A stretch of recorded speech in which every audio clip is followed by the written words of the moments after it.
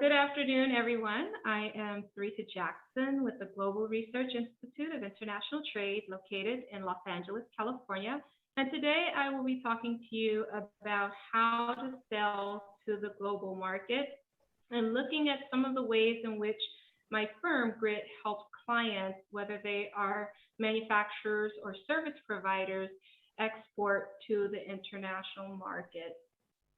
Now, one of the things with companies when they are not dealing or integrated into the global economy is that they are missing out on a lot of opportunities to sell and reach customers or even clients overseas. However, it is not entirely their fault. The last few years, you may have heard on the news all of this talk about bringing down the U.S. trade deficit, so on and so forth. But in order to do that, you need your companies exporting.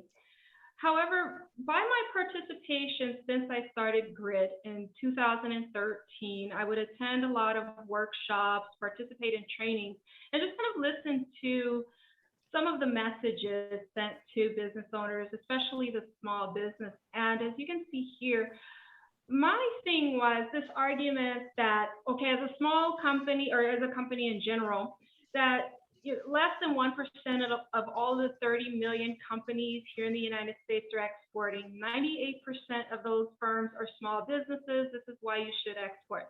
Those are very important numbers to know. However, for me, the focus is wrong because a lot of times companies still just don't understand, okay, well, what are the benefits? What's going to happen? Why is this really necessary for my company? And as you can imagine, trying to go global, it's already complicated enough, right? Trying to sell your products and market, et cetera, in the domestic market, but then there are many more risks that you have to take into account as well as many more resources that are required. So for GRIIT, my focus is to really change the focus and really align with firms' values and highlight the results for those firms that export, particularly in times of uncertainty. Now, within the last year, a lot of times I would get questions about, well, what happens for your company working with many companies that are trying to export? And I said, actually, for those that really understood the benefit, you saw an increase, actually. And what does that mean?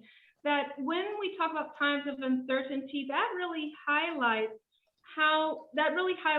the importance of being integrated, because many studies actually look at the exporting firms versus the non-exporting firms within the last year, and even going back to the Great Recession, where they saw that those companies that were exporting saw a greater ability to hire more employees, their productivity continued to actually increase, their earnings outmatched those of those non-exporting firms, and then the longevity that because they were integrated into the global market, then they can actually continue to not just survive, but thrive even during times of uncertainty. And I have some, if you're interested in statistics, things like that, that's a lot of that I talk about on my YouTube channel, which I'll mention again towards the end. But just to give you an overall perspective that there are a number of studies showing how the exporters actually perform better than the non-exporting firms. And as a result, when I work with companies, once we build from that stance, then many of them are truly committed to exporting and being able to help others. The types of clients that I enjoy working with are those companies that want to help others through the sale of their product or service in the international market. It's not just about the sale, but where their product or service can truly be of benefit in the overseas market, and especially when it comes to developing economies that I know where I've lived and worked. And so what GRIIT does is when we work with companies, it's a 4-step simple in-depth process that helps companies to understand what is truly required when exporting.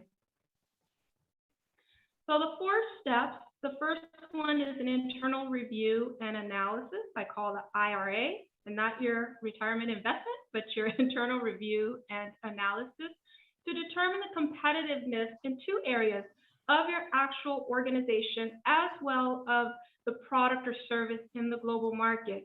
Now, this seems quite simple. This is something that you do regardless of whether you're a domestically focused company or an international company. But what always amazes me is this is a key step that many companies, especially the smaller companies, choose to ignore. Then they get out, they start exporting or trying to export, only to find that they're not necessarily competitive, don't necessarily have the resources, or encounter trouble, things that risks that could have been mitigated, and have to come back to step one anyway. So I'm going to talk about that. Then the second step is the customized market research to help companies find the best market for their product or service, not just a market that you hear often in the news or what have you, but to really look at those best markets. And what I mean by that is the best market is not necessarily the biggest market. There can be some small markets that are often overlooked that present big opportunities for your product or service. So that's why step number 2 is very, very important, the type of research. Then number 3 is once we look at a firm's resources and capabilities, as well as identify the best market or markets for that firm's products or service, then we go into developing a strategy that is truly feasible. And that strategy includes an action plan and a timeline for starting to export, or if not starting to export, many of my clients are already exporting, but trying to enter another market if they're just looking to expand to an altogether new market. Then the 4th step is connecting them with trusted advisors, such as trusted referral network. But over the last 8 years or so, where I've been able to establish a strong network, especially when it comes to more specialized areas such as regulations and compliance, linking up with individuals who really know that, not just at a broad level where they can just talk about it, but can actually help a company complete the documentation or what have you, so that they don't encounter any kind of problems later on in the process. But for today, I'm just going to briefly go over, give you a snapshot of the first step and the second step, the internal review and analysis, and what the customized market research looks like. And when companies work with GRIIT, just the key thing that, and this is just from a lot of comments that I get, is that they are able to save the time and money by having this information up front, having a focused approach, is that they can save the time and money, invest back into their business. Also, by getting information up front, as I just described, especially when it comes to regulations and compliance matters, that they can minimize the risk involved in the process, and then they are able to save their money, not having to pay fees or things like that because they did not do something correctly, and then use that money to grow their business, as well as generate revenue in the international market that they can invest back into their business, grow the business domestically and globally. All right, so what our internal review and analysis is, which is quite simple, but more in depth. We start off with the core diagnostic tool. I used this with several companies earlier this year that I worked with from different industries in the Southern California area. They were small businesses that had ignored this step, started exporting and then encountering a lot of problems. And as I pointed out, had to come back to step 1 anyway. And what we do is a core diagnostic. Now, for those clients, I didn't use the one that I'm building with GRIIT, but one that was created by Michigan State University, which is a very in-depth tool, 70 questions, a little over 70 questions, about 2 hours of an interview with the business owner or the team of that particular company, really digging deep, not just what are your strengths and weaknesses, but really dissecting the company in terms of their management, the skills, the resources, to learn about how organized is that company, are they really ready to export, and then also dissecting their product or service, learning more about the product or service to make sure that it is really ready to go. Then we do a deliverable, a SWOT analysis. Many of you may have already heard of SWOT analysis, your strengths, weaknesses, opportunities, and threats, to identify whether or not the business is really ready to go global. And then with the Sarita, product, you're at the 10-minute mark, so 5 minutes okay. left. Thank you. Okay, so the product service, looking at the competitive capabilities, and then that's where we make the decision for the company to go or no go. Then with the customized market research, as I mentioned earlier, to identify the best market for a product or service. So here's just a snapshot of what we do for many of our clients, what they're interested in is one of the services that we offer, firm level competitor analysis, not just a list of their competitors, but actually looking at what their competitors are doing. So this is an example of bananas. If I'm working with a Mexican company that wants to export bananas to the United States, I'm able to dig deep, day by day, even though this is from 2018, it's to show that I can look historically as well as recent as yesterday, so I can gather data for 2021 and look at what their competitors, I just abbreviated the names, but these are actual companies from Mexico that sell fresh bananas, organic bananas, and this is measured by the weight, but you can see how much they are exporting. Within a day, it can be, if they're looking at a daily rate, a monthly, and even over 1 year or several years, we're able to get that deep so that a company can position itself to truly be competitive and know who their competitors are. Then the next thing is a buyer analysis. That is a key component of our research, where in this case, these are 3 companies that were mentioned on the previous slide, these 3 down here. And you can see who's actually buying. So this is a real company, name abbreviated, located in Georgia, that's actually bringing in bananas from these different companies on this particular date. This is just to show how specific we can get. So of course, it depends on the client's needs and interests on who they're buying their products from, how much, and then how often within a year. And the reason why this is so helpful to clients, as opposed to I'm just going to trade shows and just trying to cast a wide net and see what I'm able to catch, they can have a more focused approach and know who's actually buying, who the active buyers are when they're buying, and then can really, if they don't have the resources to attend a lot of trade shows, travel, so on and so forth, that they can go directly to that buyer. And then lastly, with our customized market research, this is just to give you, to let you know, there are other components, but the competitor analysis and buyer analysis are what my clients find most helpful. But of course, other pieces of information, free trade agreements, what it means for a specific product. So we're not at the country level. We're getting information that makes sense for that company and that company's product or service.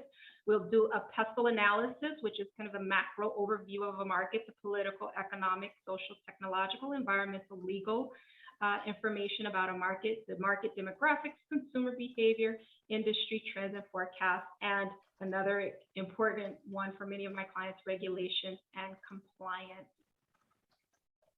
What about service-based firms? Yes, I work with service-based firms. The approach is the same. The only thing that's slightly different is the strategy, because the services kind of requires a different strategy for expanding to the global market, but I won't be going into detail with that, but you can see the more professional services. But I just published a book in April of this year, so if you're interested in learning about exporting a service, all of that information is a step-by-step guide available on Amazon, International Trade and Services, that's available to you. And I'm almost done here with the, for any additional information, just complimentary information, GRIIT has a channel, a YouTube channel, a GRIIT Guest Expert Series. So that's information to provide more details about much of what I've mentioned here, where we invite experts from a specific industry to talk about trends and forecasts, what you need to know and do. So if that interests you, the link will be in the chat. Feel free to subscribe, share. And then just in the last few minutes, with companies getting ready for the new year, we are offering a complimentary internal review and analysis. So what I just briefly described, to dig deep into a company so that they can prepare to export or export to a new market in the new year. So there will be a link in the chat for that. And that's my snapshot of how to sell to the global market and what GRIIT does to help companies sell successfully and competitively. And I'd like to open it up for questions. Thank you. Why don't we, I'll go to the grid. Actually, can you stop sharing? That way everybody can see. Okay, everybody else. Thank you very much for that. We, I guess, have a little bit of time. Somebody asked a question about the industries. I think it was Bryce asked about the industries that you focus on. I had mentioned food. I thought that was one of your areas of expertise. Yes. Oh, great. Yes, actually, great question. Yes, so it's basically in the agriculture and food industry. I have worked with companies from other industries, but most of my clients are in the food and agriculture space. Right. So do you do both? It sounds like when you said export, in the case of the case study that you showed, it was export to the United States from abroad. Mm-hmm. Yes. Is that a big portion of your business? Yeah, so what happens is, it's a lot of companies where they have a team both in the United States and overseas. So they may have their headquarters overseas, and then they're manufacturing their product. I'm working with a company doing that right now. And then they will export from that country to the US. And then if they're in food manufacturing, assemble it here and then try to sell it to the US. But I do work with US companies that are trying to sell to other countries outside of the United States as well. Do folks here have, I mean, I know we're all small businesses that provide marketing services of one sort or another, but I imagine some of us have clients who are exporters or importers. Any? Yeah, did anything happen with Dale, Sarita? Oh, yes. So with that particular company, now that they were still needed to kind of be, we're still in preparation phase. Oh, okay. So that's where the whole internal assessment. Nonetheless, I still was able to assist them and connect them with the resources so that they can continue to move forward. Cool. Awesome.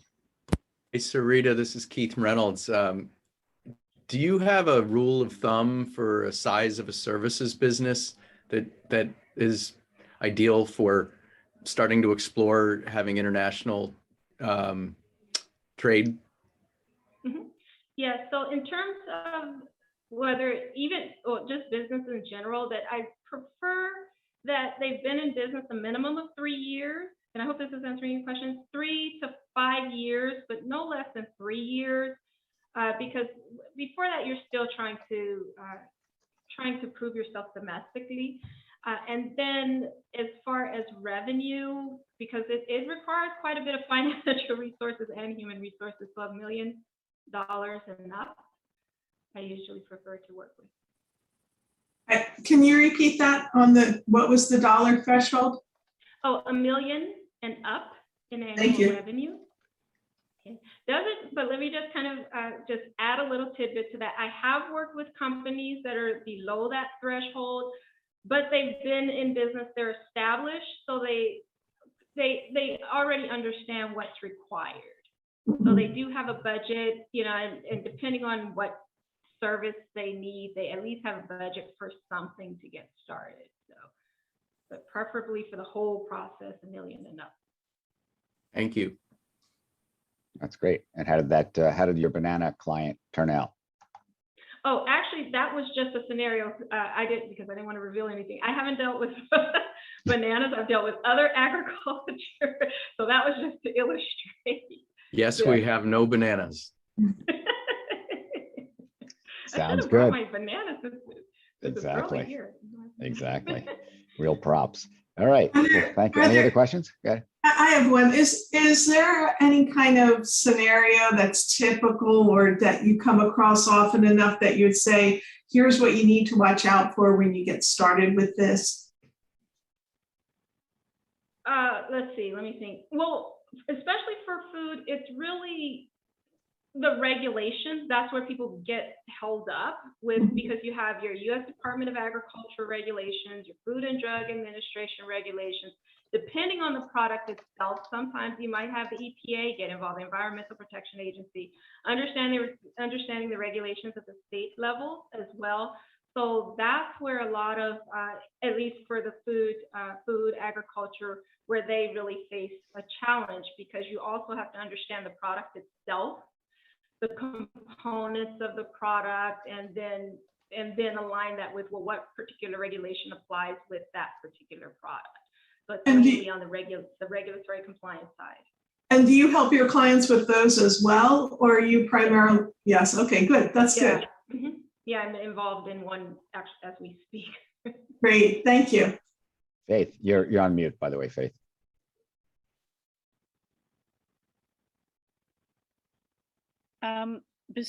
After the planning, how long do you stay with the client through implementation and Oh, good going question. forward? Mm-hmm.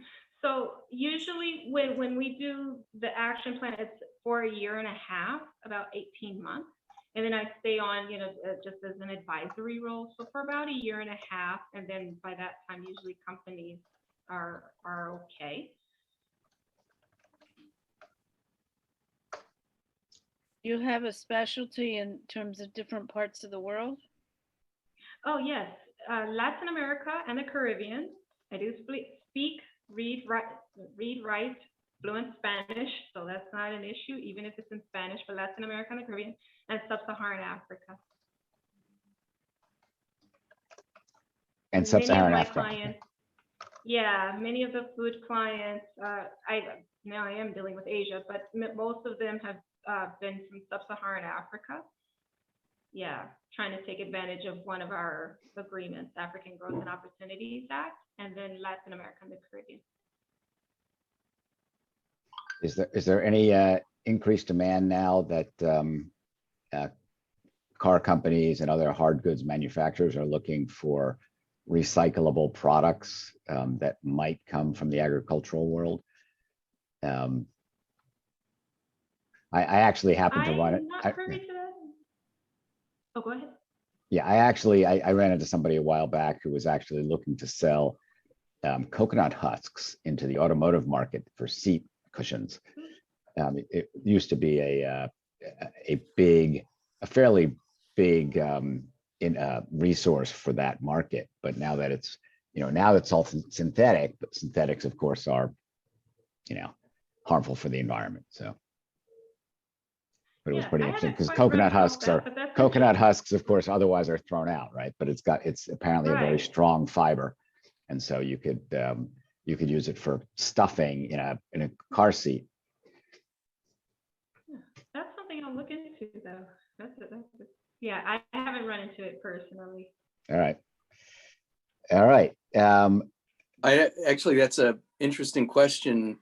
When you're looking at exporting, is it better to have something that you're selling into a market that's mature, or is it good to come up with innovations and try and sell? Right. So, and that's a part of the research.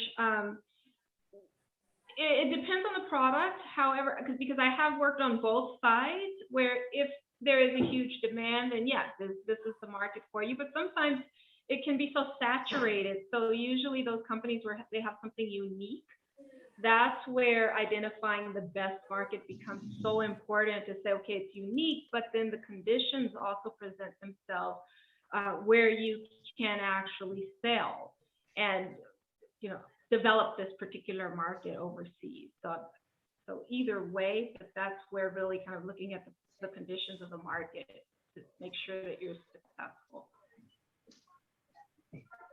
And Faith, we'll take one more question and then we'll move into our intros. So how are you locating or identifying your clients? So with many of the clients, okay, so the way that I would locate them really would be doing a lot of public speaking.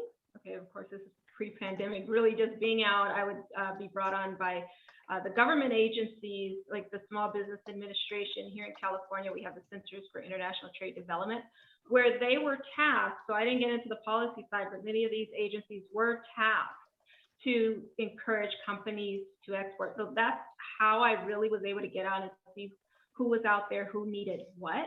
Now, because I've been out for quite a while now, many of the companies do come to me.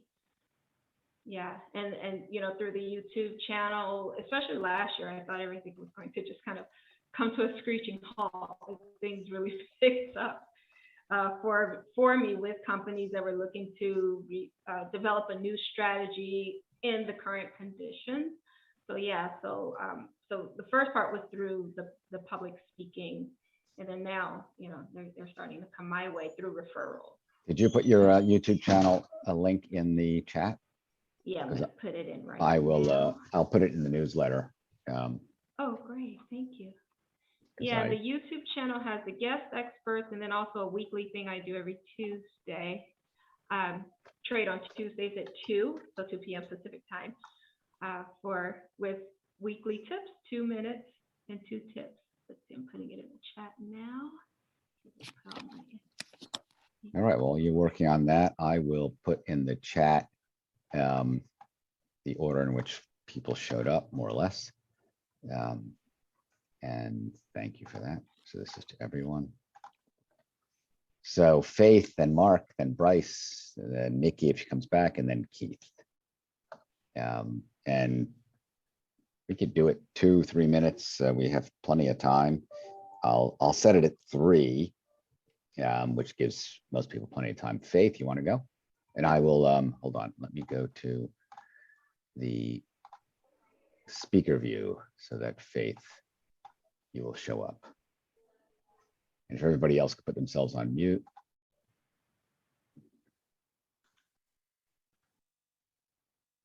Okay, Faith, you're up. Oh, okay. Hi, my name is Faith Thomasis, and I am a business writer and name developer and also brand strategist. And my strength is really cutting to the core of a message and saying it as succinctly as possible, which is why my writing lends itself to name development, because that's as succinct as you can get.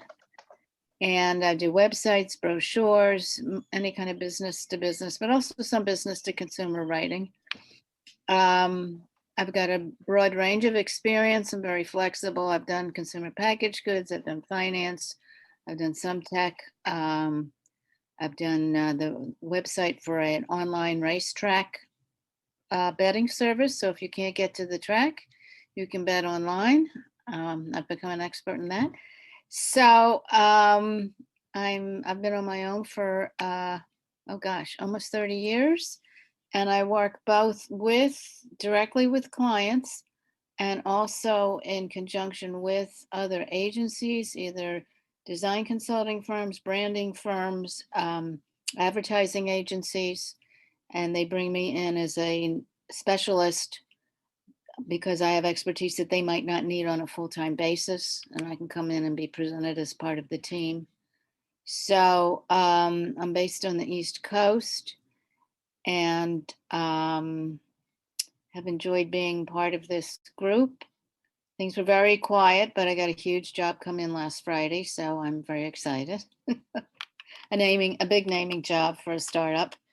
So, and the kind of names I do, sometimes it's startups, sometimes there's a line extension for consumer packaged goods, sometimes there's a merger and people need new names. There's a lot of politics in that. So I'll put my website up on the chat. I've spoken to some of you, and the kind of client I'm looking for is anybody that needs some communications help on a project basis that's really like succinct and targeted and to the point. So any questions? Yeah, what are some of your favorite names? Not that you necessarily created, but that you think are really powerful.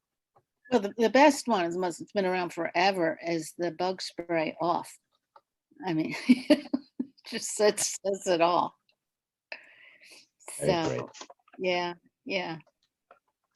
So I also did another one, like I'm thinking of doing case history for the group on it called Camp 12 Trails, which was a day camp in the metropolitan New York area. 3 camps were being merged into one because they had more efficiencies, economies of scale and stuff like that. But they each had different consumer bases with different demographics. And it was a Jewish camp, but they didn't want to necessarily say it was Jewish because not all the potential customers were Jewish. And they also had a new model where there were a tremendous number of activities and the child could pick what they wanted. So the name 12 Trails is terrific because it shows as 12 trails. You could go down 12 different areas. And if you're Jewish, you would see the allusion to 12 tribes. And if you're not, it doesn't matter. So, and they're doing very well. That's cool. Thank you. All right. So Mark Tball, you're up. Oh, hi. So anyway, I've been on and off the last couple of weeks. Actually picked up an autoimmune disease, but it's better now. So no harm to anybody. Actually working with a new client. They have a market research technology platform. And what they want to do is they want to try and expand it. So that's actually pretty cool. So, you know, we're going to be looking at competitive markets and competitive analysis and actually the customer journey, because part of the people that specialize in this product, that's what we need to do. So eventually we hope to get to a go-to-market strategy and find alternative markets. So pretty excited about that. Other than that, have a couple mentors. Michael knows one of them. Mentees, I guess you are the mentor to yes. And actually it looks like we may actually be doing some work for him. That's what he's been telling me. So yeah, that's good news. Yeah, absolutely. And I have another mentor that is in a similar boat. He wants to raise money. He has this thing called roommaters, and the idea is to put compatible roommates together. So that's an interesting challenge too. So, and this is an app. So you may get a call there too. Happy to talk to him. Okay, but that's really what I'm up to, and you know, I have a class going on too, of course. So that's what I do. Keeping busy. Well, I hope the autoimmune thing is not too serious. It's not. It's, you know, it's myasthenia gravis, and it's under control. It's being controlled with pills, but it's, you know, it's not something probably that's going to go away. Cool. But I'm good. That's good.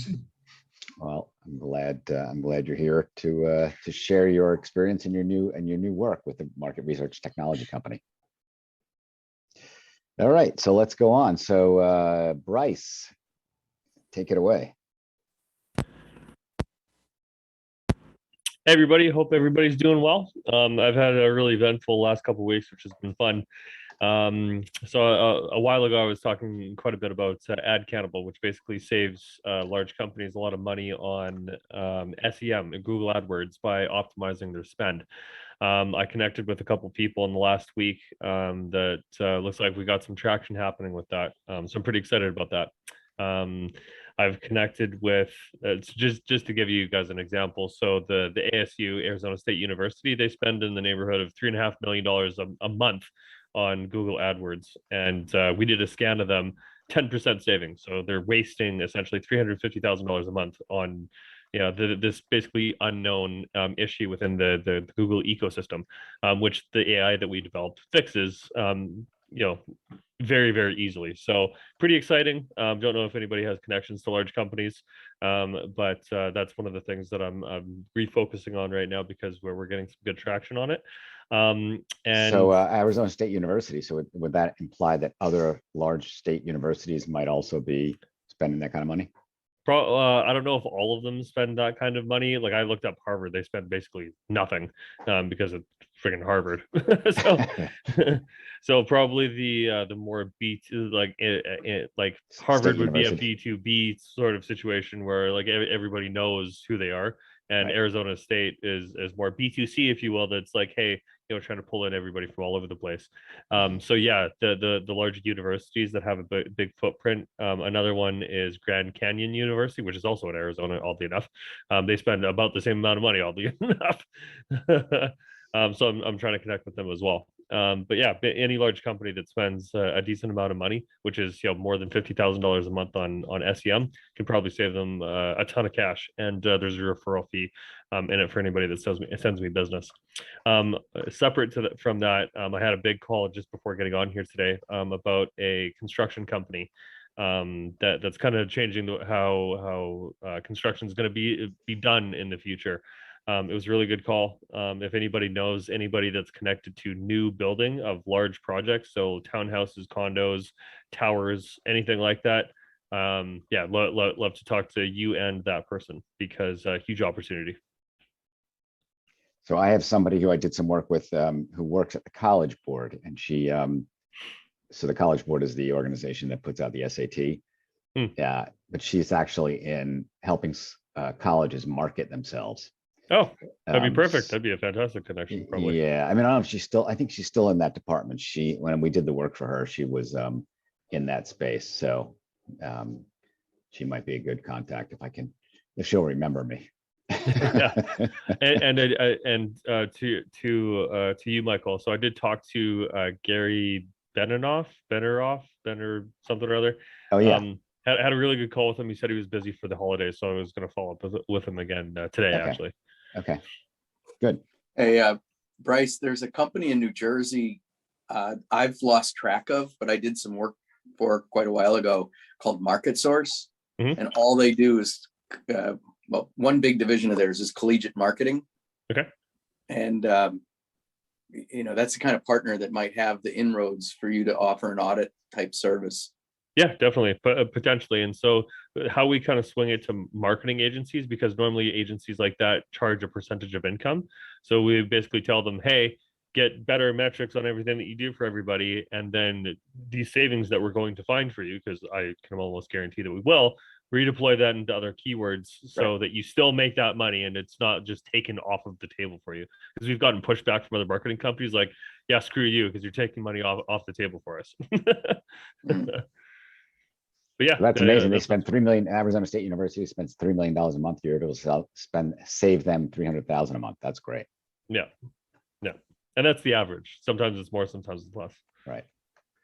Cool. Thank you so much. Let's see who is next on the list. That would be Nikki left. She's not back yet. She didn't come back, right? No.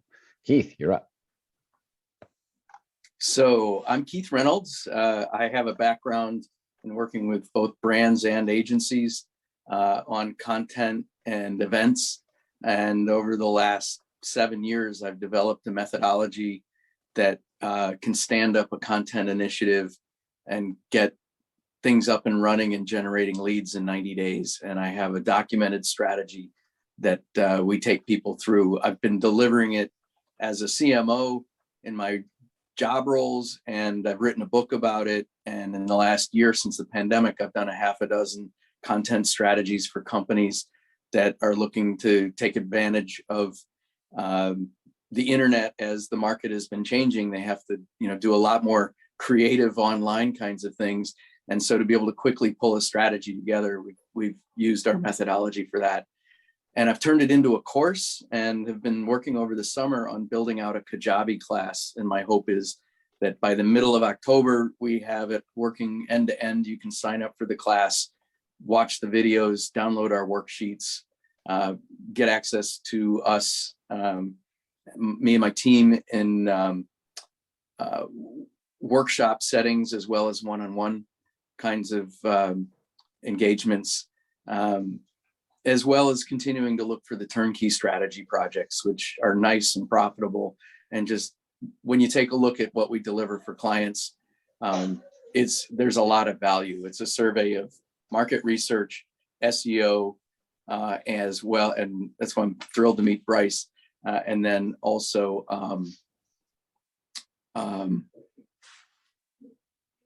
market research, SEO, SEM. Oh, and a survey of all the visual and online clues that we can find out about your competitors. And so it's a very competitor-driven research project.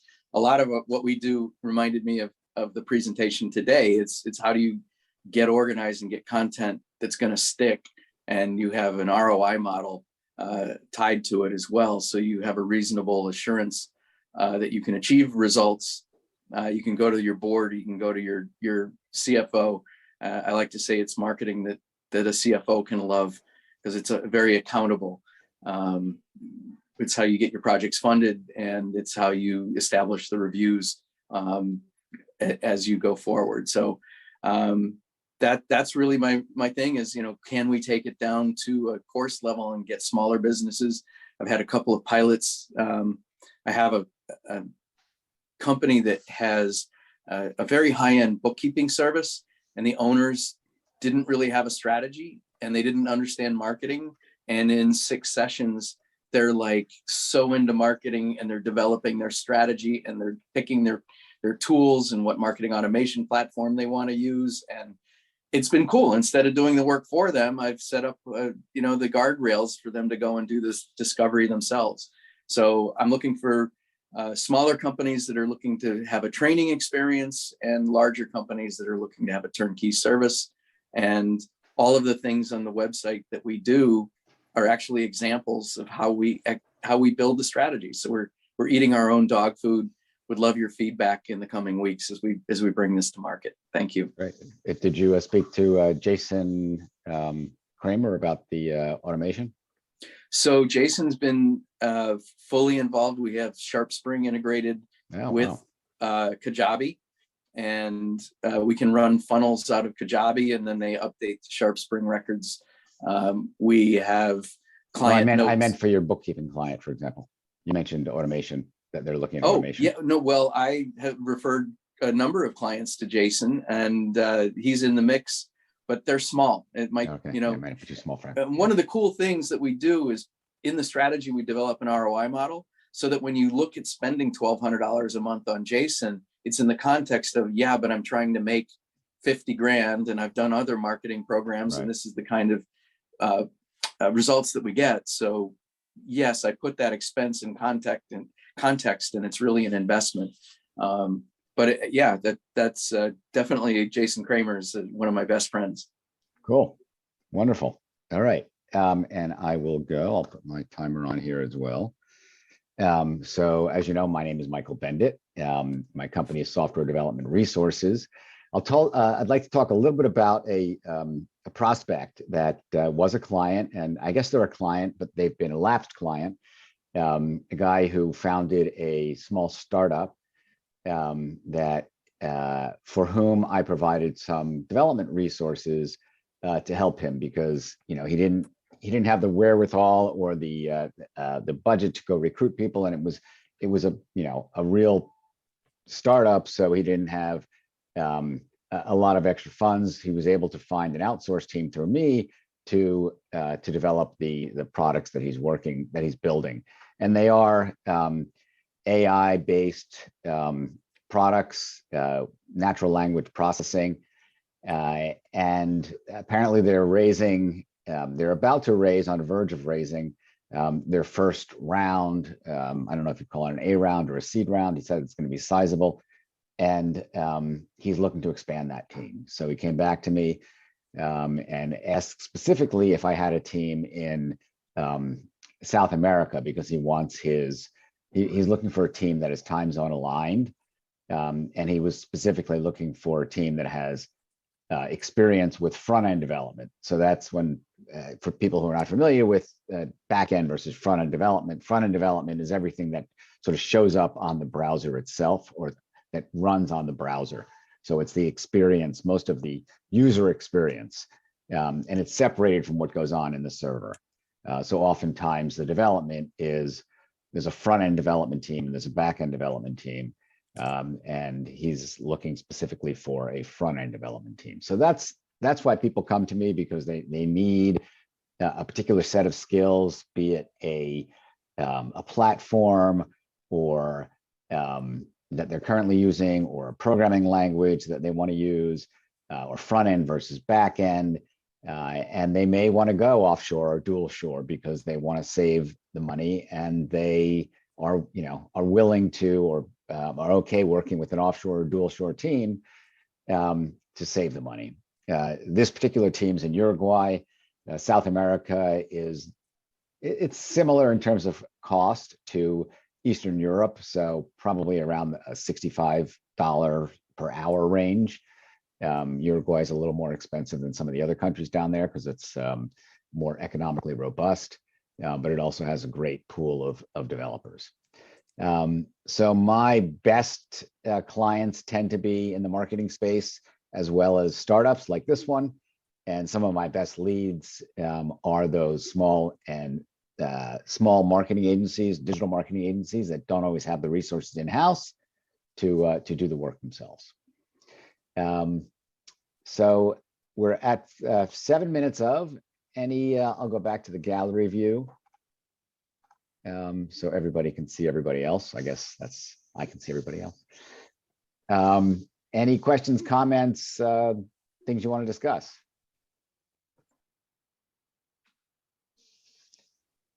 Thank you, Sarita, for your presentation. Oh, Very you're interesting. welcome. And if anybody has, I'm going to grab, I didn't grab the, let's see, where is your, I see Calendly YouTube. Okay. So I will, I'll go to your YouTube channel. If people want to grab the chat, you can just click on it on the 3 dots, and then you could save the whole chat. But I will post your YouTube channel in the little blurb about what you spoke about your showcase. We do have an opening, I believe, next week.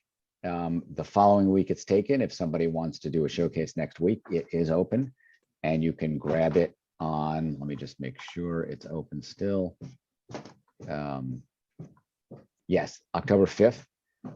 That showcase is open. I may actually not be, I may have another member lead that because I may have a client meeting at that time.